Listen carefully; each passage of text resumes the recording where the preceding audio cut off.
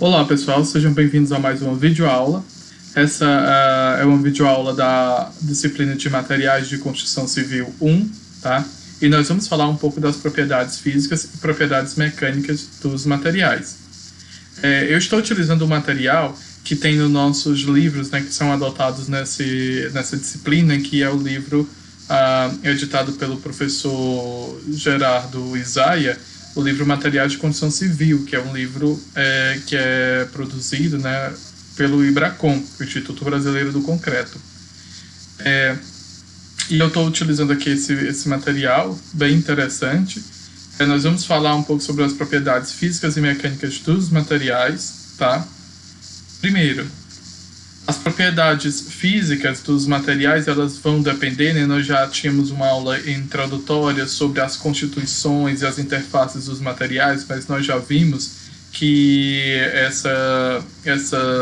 esse material, ele depende bastante da minha constituição, né? Da homogeneidade, da presença de vazios, da continuidade, do arranjo cristalino, né? E aí, a partir dessa propriedade de homogeneidade, nós podemos classificar os materiais em dois grupos, né? Os materiais isotrópicos, ou seja, né, são aqueles materiais que apresentam as mesmas propriedades, independente da direção em que se analisa, né? Nos eixos X, Y ou Z, e os materiais anisotrópicos, que são materiais em que, para cada uma dessas direções, ou pelo menos para uma dessas direções, as propriedades elas vão variar, né? Um exemplo de material isotrópico, né, bastante conhecido, é o plástico e o aço, enquanto que quase todos os outros materiais, eles são materiais anisotrópicos, né? Bem, como primeira propriedade, nós temos a massa específica, né? A massa específica do material, ela é muito importante para nós da engenharia civil, porque depois ela passa a ser utilizada nos próprios procedimentos de cálculo.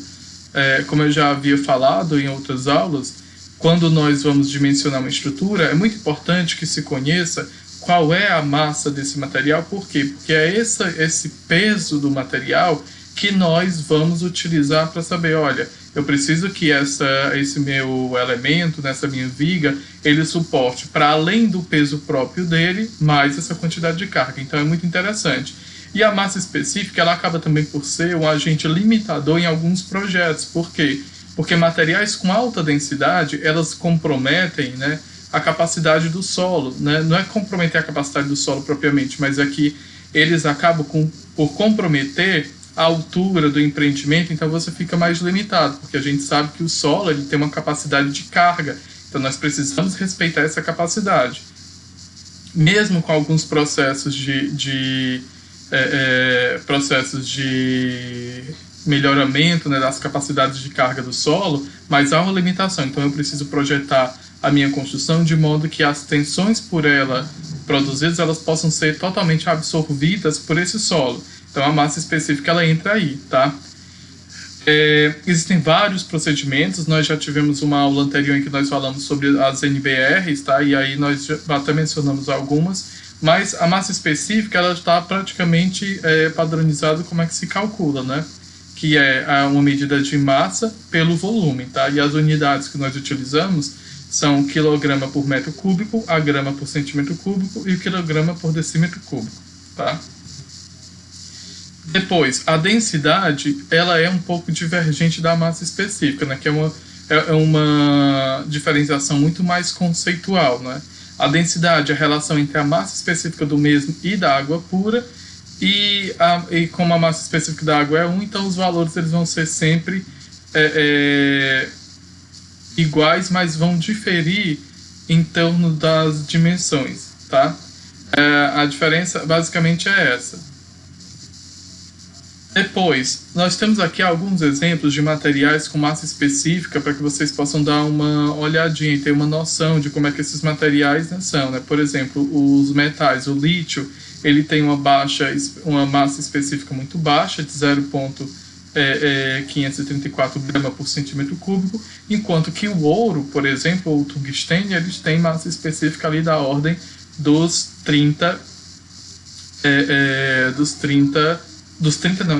19 grama por centímetro cúbico, tá? Enquanto que as cerâmicas, elas já têm uma massa específica mais intermediária, né? Tem uma massa específica de 3,6, tá? Quando a gente vai, por exemplo, para materiais como as alvenarias, nós temos massa específica em torno de 1,8, 1,6, tá bom? Então, quanto mais denso o material, quanto mais pesado o material, obviamente, maior vai ser essa massa específica, tá? Uma outra propriedade interessante dos materiais e que nós temos que ter atenção na construção civil são as propriedades elétricas dos materiais. Por exemplo, a resistividade elétrica, né? Como é que a definição que nós adotamos é essa, que a resistência é a passagem de corrente elétrica de um corpo, né? A resistência que o material apresenta à passagem de corrente. E ela é calculada pela resistência, por uma equação, né, que diz, né, a resistência do material em ohm vezes a área da seção perpendicular à direção da corrente, dividido pela distância entre os dois pontos. Então, essa é a resistência à passagem, tá?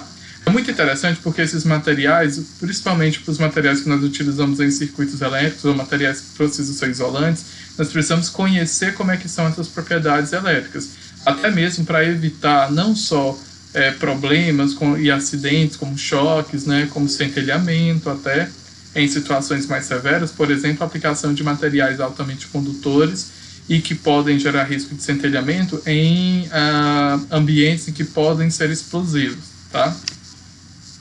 Aqui nós temos alguns exemplos de resistência, de resistividade. As ligas de aço, 1,6 a 2,48 vezes 10 a menos 7, extremamente baixo. Então, quanto menor a resistividade, maior a capacidade de passagem de corrente desse material. E esse conceito ele vai acabar por servir de uma base para o nosso próximo conceito, tá? As madeiras, olha só, são materiais isolantes porque a resistividade dela é 10 a 14ª e fica ali também variando para 10 a 16ª, né?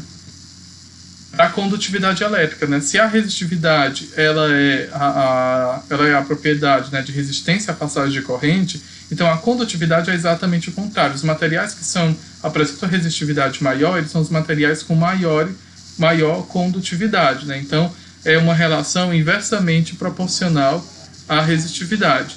E aqui nós temos alguns desses materiais, como por exemplo, olha, nós temos os materiais condutores aqui basicamente representados por o grupo de metais, né? Temos materiais ali semicondutores e depois tem materiais isolantes, que vão desde o concreto seco, o vidro, a porcelana, a borracha, a madeira seca, o poliestireno, que são materiais em que a condutividade deles é baixa, ou seja, a resistividade deles, a passagem de corrente, é alta, tá? Depois nós temos as propriedades caloríficas ou capacidade térmica, tá? Essas propriedades elas têm sido altamente estudadas, especialmente de uns 10 anos para cá, com o desenvolvimento das câmeras térmicas. Por quê? Porque já se consegue observar padrões em que existem variações térmicas pontuais que elas apontam para o surgimento de danos. Por exemplo, numa região fissurada, região de descolamento, né, de cerâmica em fachadas. O que nós vimos é que essas diferenças, esses gradientes de temperatura em pontos específicos, né, pontos que circundam essa fissura, eles obedecem a um padrão, tá? Mas vamos lá. Então, é a capacidade de um material de apresentar ou absorver calor de sua vizinhança, essa capacidade calorífica, né? Quanto esse material absorve. Por via de regra, nós tendemos a colocar nos projetos materiais que tenham uma baixa capacidade térmica. Por quê? Porque quanto mais calor esse material absorve, mais calor, se eu não tiver uma camada isolante no meio interno, mais calor esse material ele vai radiar para dentro das edificações. Então esse é um problema que aí vai demandar, por exemplo, um sistema de ar-condicionado mais robusto, um sistema de ventilação muito mais eficiente, tá? E quando nós pensamos nas questões de sustentabilidade, nós pensamos não só no uso de materiais alternativos e redução da matéria bruta, mas também tem que se pensar bastante nas questões de uso, né, e habitabilidade desse meu empreendimento. O calor específico ele é a capacidade calorífica por unidade de massa, né, ou seja, é quanto aquele material ele vai absorver para cada a unidade de massa dele, né. Por concreto, por exemplo, nós temos um calor específico que vai variar entre 840 e 1.170 joules por quilograma per Celsius, tá? E depois nós temos a propriedade mais interessante que, assim, na minha opinião, que é a condutividade térmica, né? Se a gente tem um material que ele absorve, ok, mas qual é a capacidade desse material de transferir esse calor, né? Fazer com que esse calor ele tenha um fluxo de condução. Então, nós temos que a condutividade ela é dada por uma equação, né, que é menos a condutividade térmica vezes a área da seção do corpo perpendicular ao fluxo do calor vezes a variação de temperatura, né, o gradiente térmico através desse corpo, tá? Então é assim que nós medimos essas diferenças. Então esse gradiente ele pode ser até mensurado monitorando, por exemplo, temperatura em 2 pontos, né, no ponto onde está, de fato, em contato com a minha fonte de calor e o ponto externo em que eu quero observar, né? Analisando essa transferência, então eu consigo caracterizar a condutividade térmica do material. Nós temos aqui algumas propriedades, né? E isso é muito interessante também, porque quando nós vamos projetar estruturas, nós precisamos estar atento a que tipo de material eu estou colocando nas minhas zonas de fronteira, né? As minhas alvenarias de fechamento externo, elas são alvenarias com que característica? Elas têm a mesma característica das alvenarias internas? Por que elas não podem ter, né? Por quê? Porque, por exemplo, se eu coloco blocos vazados com... deixa eu ver aqui. Tá aqui. Bloco vazados, né? Aqui nas paredes externas. Tijolo cerâmico com 12 centímetros, né, em reboco nas faces, nós temos uma condutividade de 2,5 kcal por metro quadrado por hora por grau Celsius, né? Então isso é um valor alto, tá? É um valor alto por quê? Porque eu estou dizendo que eu tenho um K, né, de 2,5 e quando eu comparo, por exemplo, com um tijolo cerâmico de 25 centímetros, basicamente você dobra a espessura.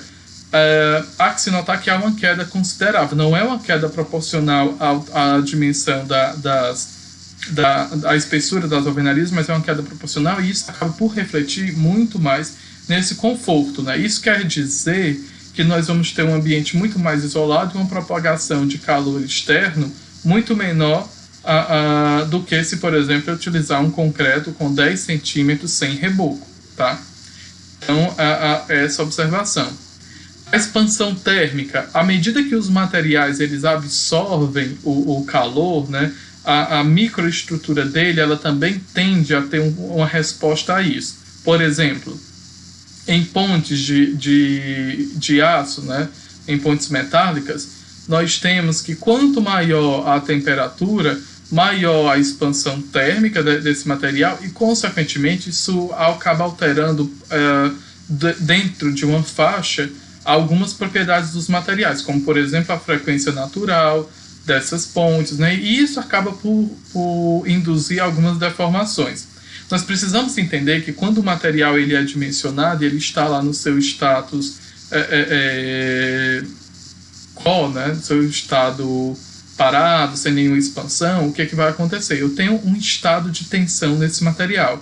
À medida em que esse material se expande ou se contrai, eu vou ter alterações nesses estados de tensão. Então essas tensões elas passam ou a ser maiores ou a diminuírem e de modo cíclico. E isso é interessante por quê? Porque isso acaba influenciando na fadiga do meu material, né? A fadiga é quando eu submeto o material a um ciclo de repetições de uma determinada ação e aí não necessariamente a cargas elevadas, como a gente está acostumado a ver nos ensaios de resistência, a compressão, resistência à tração, mas você submete a ciclos de carregamento e você vê que ao final destes ciclos o que acontece é que o material ele tem as suas propriedades de resistência comprometida. Um exemplo muito bom para isso é você pegar um clipe, tá? Um clipe metálico, e fazer umas voltinhas. Se você fica mexendo nele de um lado para o outro, em algumas poucos movimentos desses, você vai conseguir partir. Enquanto que se você puxar, você não consegue partir com facilidade, tá? Então essas variações térmicas, essas expansões térmicas, elas podem ser lineares, né? E podem ser também volumétricas. Quando eu vou falar dos dois materiais, né? 3 materiais que nós utilizamos muito: concreto, argamassa e depois as alvenarias, tá? No caso do concreto, as expansões térmicas elas acabam por ter um efeito um pouco maior. Por quê? Porque é um material que ele é mais homogêneo entre si, então essas expansões elas acabam, né? Se eu tiver, por exemplo, uma fonte de calor contínua, ela acaba por produzir uma expansão com efeitos até de fissuração. No caso das argamassas, como as argamassas elas são um pouco mais porosas, então essas expansões térmicas elas acabam por ser absorvidas por essa própria porosidade, tá? É como se você tivesse ali um limite em que você pode ter essa variação admissível. Agora, no caso das alvenarias, eu tenho um ótimo comportamento. Por quê? Porque eu tenho a cerâmica, né, os blocos cerâmicos, que eles acabam por não ter uma expansão térmica tão grande, mas eu tenho as argamassas, sabe, que são porosas, então elas conseguem ter um comportamento térmico interessante e absorver essas expansões caso ocorra, tá? Então as argamassas elas acabam servindo servindo dessa forma. Quando a gente compara essas propriedades, nas alvenarias é muito mais possível você ter deformações do que sem provocar danos assim consideráveis do que, por exemplo, em estruturas de concreto, tá bom? E aí nós podemos calcular a expansão térmica linear desses materiais. Por exemplo, nós temos o coeficiente de expansão térmica linear, é dado pela letrinha alfa, né, alfa L, é igual ao comprimento final menos o comprimento inicial, dividido pelo comprimento inicial, vezes a variação de temperatura, né, a temperatura final menos a temperatura inicial, tá bom? Enquanto que o coeficiente de expansão térmica volumétrica é exatamente a mesma equação, só que para volume nós temos o quê? Um ΔV, o alfa V, né? É VF menos VI, né? Volume final menos volume inicial, dividido por volume inicial, dividido vezes a variação de temperatura, tá? E depois nós temos o quê? Nós temos algumas regrinhas de comportamento dessas expansões, né, térmicas, o que acontece até muito em fachadas por conta do próprio sistema construtivo, né, o sistema construtivo de colagem das cerâmicas nas argamassas. Com o tempo, elas podem descolar com certa facilidade, por conta dessas variações volumétricas que ocorrem. A cerâmica ela tem um coeficiente de variação volumétrica distinto da argamassa. Se não tiver ali uma compatibilidade entre esses dois, eles vão se comportar diferente e aí vão propiciar um cenário muito mais compatível com esses descolamentos, tá? Os materiais com ligações químicas mais fortes, né, eles vão ter baixos coeficientes de dilatação térmica. O exemplo que eu acabei de falar, materiais cerâmicos e materiais metálicos com um alto ponto de fusão. E materiais com ligações químicas fracas, né, como por exemplo os materiais poliméricos, os metais, eles vão ter uma maior variação, né, uma maior tendência de expansão térmica, né? Todo mundo já pegou aí, ou pelo menos já viu um vídeo de você colocar uma vela, né, e acende essa vela. O que acontece é que a resina, né, que é um polímero, ela acaba por derreter muito rapidamente a temperaturas não tão elevadas, né? Então há uma variação aí de volume, tá? Alguns exemplos aqui de propriedades térmicas desse meu material. Por exemplo, olha, nós temos aqui o aço comum ao carbono, né? Tem um coeficiente de expansão térmica de 11,7 a 2,3, 10 a -6, tá? Os concretos já têm uma expansão térmica maior, tá? De 10, não é tão maior do que em relação aos ácidos carbono, não. Tá? Por exemplo, silicone aqui, nós temos 270, tá? E enquanto que você vê que essas bacias, né, esses conjuntos, né, de materiais poliméricos, eles têm um coeficiente de variação muito maior. Enquanto que a madeira, na verdade, a madeira ela tem uma baixa propensão a variar conforme a variação de temperatura. Ela tem uma propensão a variar de acordo com a umidade, né? Mas aí é outra propriedade. Depois, nós vamos encerrar esse videozinho das propriedades físicas dos materiais e daqui a pouco nós vamos passar para as propriedades mecânicas, tá bom?